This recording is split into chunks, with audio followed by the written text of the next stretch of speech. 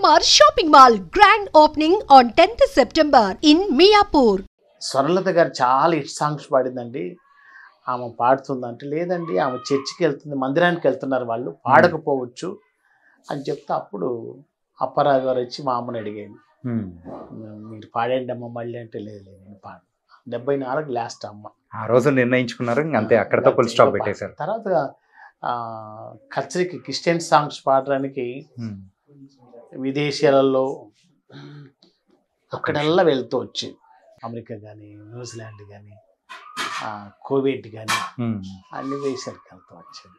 మరి అమ్మగారు అట్లా పాడడం మానేసిన తర్వాత అయినా కానీ సో మీకు గుర్తున్న సందర్భాలు ఏమన్నా ఉన్నాయా? చాలా. 1974 అంటే ఎప్పుడో మా నాన్న వాళ్ళు కూడా చిన్నపిల్లలుగా ఉన్నప్పుడు ఆ ఏజ్లో. సార్ మరి అట్లా అమ్మగారు పాడడం మానేసిన తర్వాత ఏం చేస్తూ ఉన్నారు ఏంటి?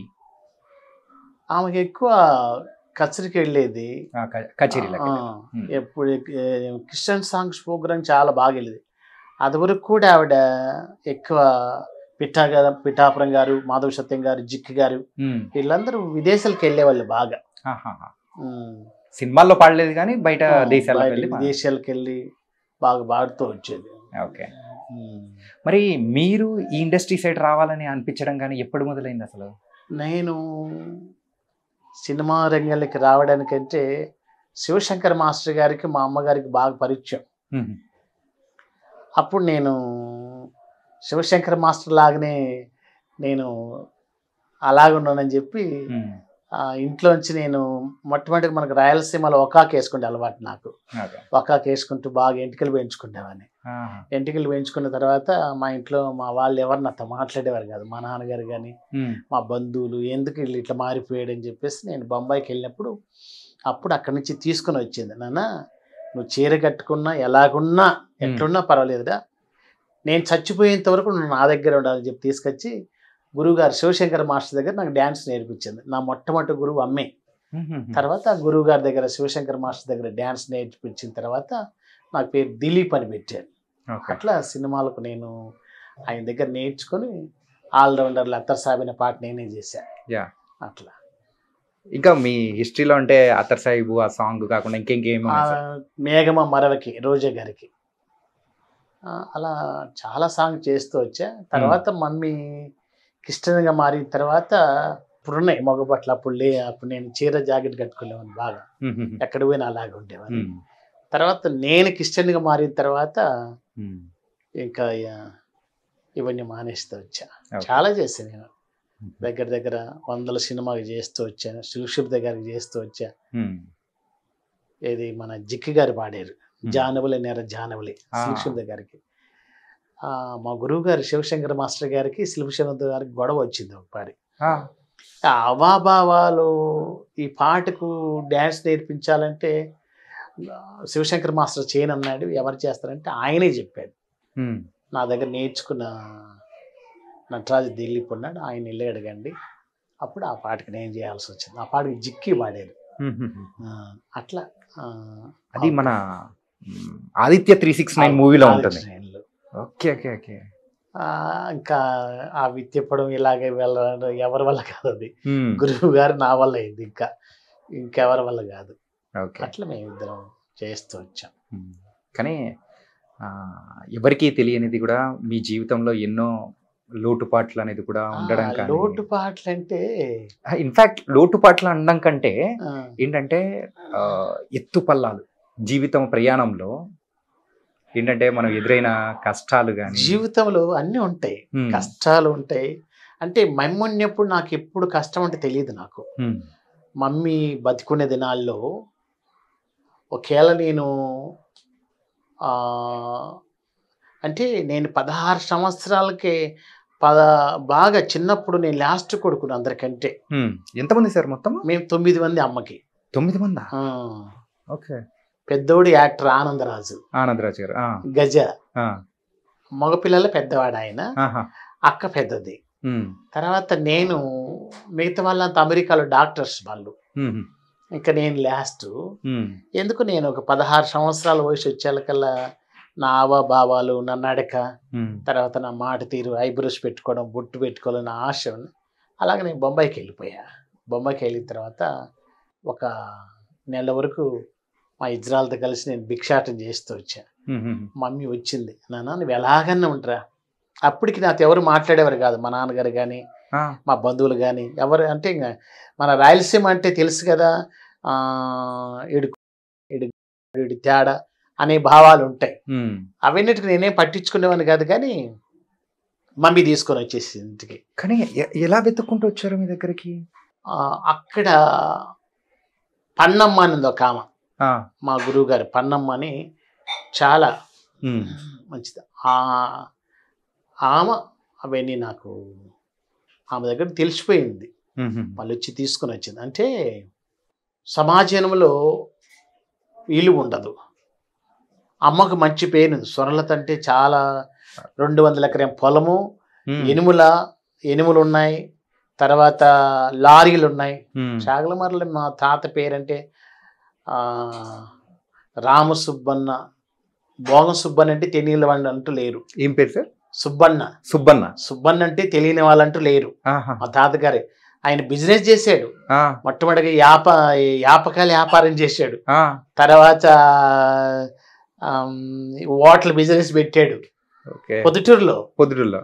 అలా చేస్తూ సినిమా రంగంలో అమ్మ ఇక్కడి నుంచి రూపాయి పంపిస్తూ వచ్చింది. ఇక్కడ చెన్నైలో ఉన్నప్పుడే. అప్పటికి మమ్మీకి అంబేద్కర్ 3 ఉండేటి. అంటే తాతగారు పంపించింది ఏం లేదు, మా తాతగారికి సంబంధం లేదు. పాటలు పాడుతూనే అమ్మగారు. అప్పట్లో మమ్మీకి ఎంత అనుకుంటున్నాం? పాటకు 500. 1946లో మమ్మీ నెల జీతం 50 రూపాయలు. కానీ ఇక్కడ పొలాలు ఉన్నాయి, మనకు ఒడ్లు పండుతున్నాయి, వరి ఉంది. ఇక్కడేమో మనకి మిషన్లు ఉంటాయి, రైస్ మిల్లు. వాళ్ళు ఆడించుకుంటేది ఇంకా బియ్యం కొనాల్సిన అవసరంలా. తమిళనాడు వాళ్ళకి ఆ బియ్యం వేరుగా ఉంటాయి. ఇక్కడ నుంచి అమ్మ మూటలు బియ్యం వచ్చేటి, కొనాల్సిన అవసరంలా. కృష్ణాలా మనకు అన్నీ ఉంటాయి అట్లా. ఓకే. మరి మిమ్మల్ని ఎట్లా బాంబే నుంచి తీసుకొని వచ్చిన తర్వాత కానీ మరి మీ ఇంట్లో వాళ్ళు అంటే అన్నతమ్ములు కానీ అక్క చెల్లెలు కానీ ఎవ్వరు ఏమి మాట్లాడారు? మన భాషలో చెప్పాలంటే కుక్కలకు రక్తం పోసేవాళ్ళు, కుక్కడు కొట్టేవారు నన్ను. మామూలు కూడా కాదు, ఈడ్చి. ఇంకా రాయలసీమ భాష చెప్పాలంటే కుక్క దన్నేడు దన్నే అట్లా కొట్టి, ఎంత దన్నా కానీ నేను మళ్ళీ వెళ్ళిపోయేది. కట్టేసినారు కూడా, కాలు చీరలు కట్టేసేస్తే చీర. నా ఆశ ఇంట్లో చీర కట్టేనే ఉండాలనేసి. అట్లా మా మమ్మీ ఇంటికి తీసుకొని వచ్చిన తర్వాత, నువ్వు ఏ చీరన్నా కట్టుకున్నానా, ఎలాగైనా ఉండు,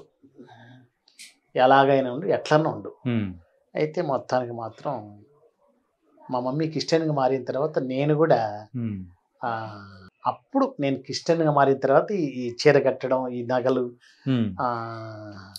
నేను డబ్బు మమ్మీ ఉన్నప్పుడు కష్టం అంటే తెలియదు నాకు. నేను పాటకు 2-3 లక్షలు తీసుకుంటున్నాను. ఒక పాటకి 2-3 లక్షలు ఎట్లయినా తీసుకుంటున్నా. డబ్బు ఉంది. మమ్మీ నగలన్నీ నేనే వేసుకుంటున్నా.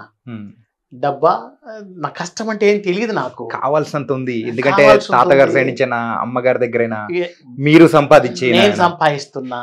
కానీ అప్పుడు నేను పిచ్చి పనులన్నీ చేసి ₹1,00,00,000 పోగొట్టా. ₹1,00,00,000? షాగలమారి అబ్బాయిని, ఒక అబ్బాయిని లవ్ చేసి ఆడ హైదరాబాద్లోనే ఉన్నాడు. ఇంకా మా ఇంట్లో వాళ్ళకి అందరికీ తెలిసింది. ఇంకా తెలిసి ఇంకా ₹1,00,00,000 అంటే మాటలా. ఆ రోజుల్లో ₹1,00,00,000 అంటే సుమారు ఈ రోజుల్లో 50 కోట్లు 100 కోట్లు సమానం. అసలు ఇంట్లో వాళ్ళకి అందరికీ తెలిసింది, మా అమ్మ కూడా తెలిసింది. తెలిసి ఇంకా తర్వాత నేనే యేసుప్రభు నమ్ముకున్నాక ఇంకా అవన్నీ మానేసిన తర్వాత మమ్మీ ఇప్పుడు తెలుస్తుంది. అంటే ఇప్పుడు ఆ బాధలు, ఆ పడిన కష్టాలు ఏంటో, పేదరికం అంటే ఇప్పుడు తెలుస్తుంది. డబ్బున్నా కానీ లోటు అనేది ఒకటి ఉంది కదా, తల్లి లేకపోవడం అనేది ఒక లోటు. తర్వాత అప్పుడు మాకు లారీలు ఉన్నాయి, శాగలమల్ల లారీలు, ఈ భూములు ఎన్ని ఉన్నా కానీ తల్లి లేని లోటు అదొకటి. ఇప్పుడు తెలుస్తుంది నాకు కష్టమేంటో, ఆ బాధ ఏంటో. అనే సార్ ఆస్తులు ఇప్పటికీ ఉన్నాయా? ఉన్నాయి. ఆస్తులు ఎక్కడికి పోలే.